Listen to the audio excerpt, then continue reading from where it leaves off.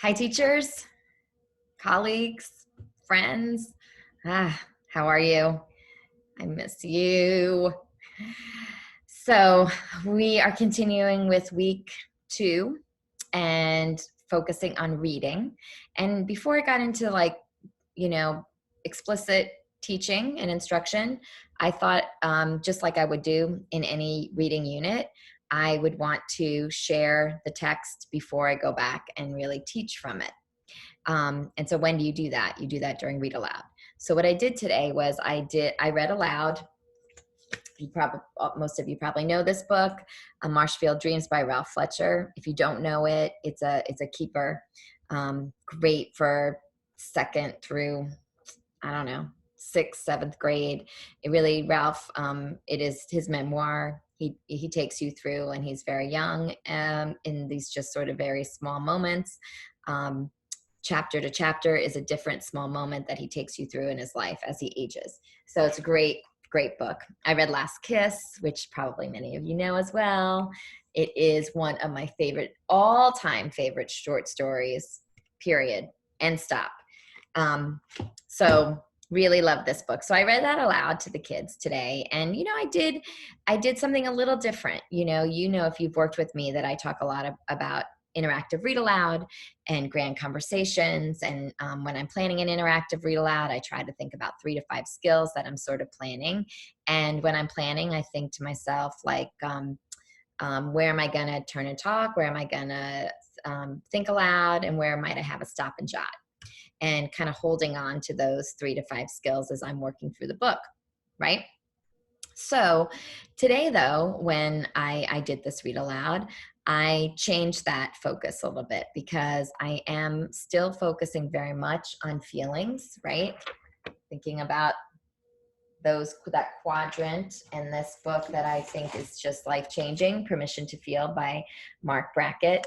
And, I'm going to talk more about this too as we go, but took some words, tried to recreate his sort of quadrants with, the words I felt like were most attainable for kids. But that said, there still needs to be, and we'll talk through that this week and in the coming weeks, instruction around those, which is, again, something I've been thinking a lot about too, in this idea of vocabulary development. So helping them understand the difference between disappointed and angry, and annoyed, or uneasy. So just note, I think one of the reasons why sometimes our kids say, the character's feeling mad or sad is because that's their vocabulary. So, thinking through, and again, through read aloud, through mini lessons, how can we help, give kids more nuanced vocabulary? Because I think with that, and inside of the read alouds, inside of their independent reading time, once they are thinking, excuse me, to themselves, my character is feeling annoyed versus feeling frustrated, it will help them have help them get to those themes in a better way. They'll have much more nuance in their inference work, will lead to much deeper, better, complicated theme work, and that's important, especially when they get to be in 5th grade and their reading levels TUVW. So anyway, so today what I did is I did tuck in a couple of skills. When I planned, I started with prediction, along with critical analysis, thinking a lot about the author's craft. Why did the author title the book Last Kiss, which led to some prediction work for me. But then throughout the midst of the book, in the middle of the book, my think alouds, the kids, and what I did, so for thinking about this for virtual school work, our virtual reality, I told kids that they, could try to find somebody in their house that they could turn and talk with, or get something to jot on. So they had that choice, turning and talking or stopping and jotting. And if I had a group where I could Zoom this, and I have done this with this girls group that I'm working with, we're doing more like book club work rather than read aloud, but I'm doing some read aloud work with them as well. It's great on Zoom. you can go to the chat section, which I'm sure you already know this if you're using Zoom, and the kids can stop and jot right on there, and they can even respond to one another, which is really cool. I think the tricky part is with Zoom is once you get more than like 6 kids, hearing everybody can be a little trickier, which the chat thing can work. You can see everybody's jottings, which can be nice, but not necessarily can they turn and talk, or even at the end having a grand conversation, excuse me, which I like to do, at the end of interactive read aloud. That's like a big thing for me. You know that if I work with you, that those grand conversations are life changing. So when I planned today, I planned prediction, I planned theme at the end of the story, but in the middle, I kept thinking about what was Ralph feeling. And I modeled that twice, and I had the kids try it once. The story is very short. Really like trying to, emphasize the specificity of those feelings, although I did not teach it explicitly, tucked it inside of that. So really thinking a lot about the inference work, and specifically the feeling inference work that I want them to think about. When I read the book, even though I read it and it's, in this sort of, weird thing where I've got this computer screen in front of me, not once did I show them the words. Not once, because this is something I feel very strongly about. It is read aloud, interactive read aloud. Read aloud is all about listening comprehension. As soon as kids see the words, they know their brain is fixated on those words, whether if they're lower, they're lost. If they're higher, they're beyond. I don't want to show those words when I am reading a book in its entirety.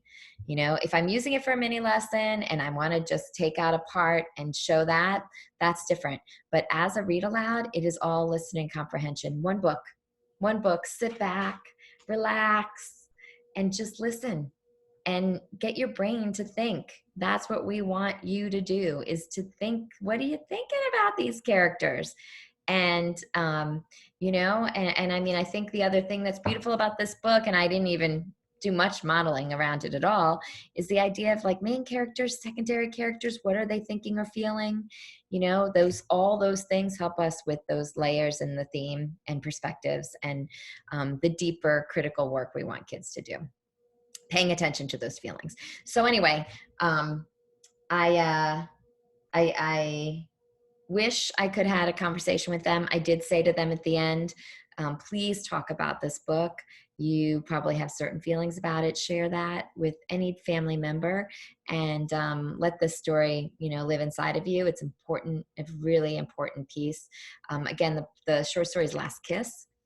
I think that this is a powerful piece, because I think that people bring different perspectives to it.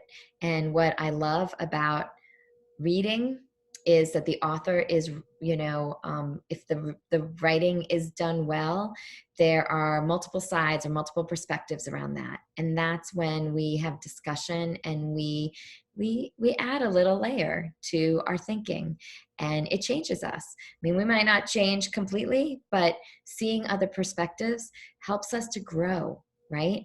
And helps us to have a broader, bigger vision of beyond ourself, thinking about someone else and thinking about our world. And that's the power of reading, but that's the power of talk as well. So colleagues, teachers, great to see you again. Power of Read Aloud. We'll come back and refer to Last Kiss tomorrow and the next day and the next day, I think. No, 2 more days. I think I might not be working on Friday. Getting ready, doing some writing, actually. This is such research for me. I'd love to hear what you think about it. So I'm working on some stuff, thinking about this idea of the power of feelings. Anyway, colleagues, have a great rest of your day. Again, like any feedback about these videos will be helpful for me. And I miss you. Take care of you. Okay. Bye.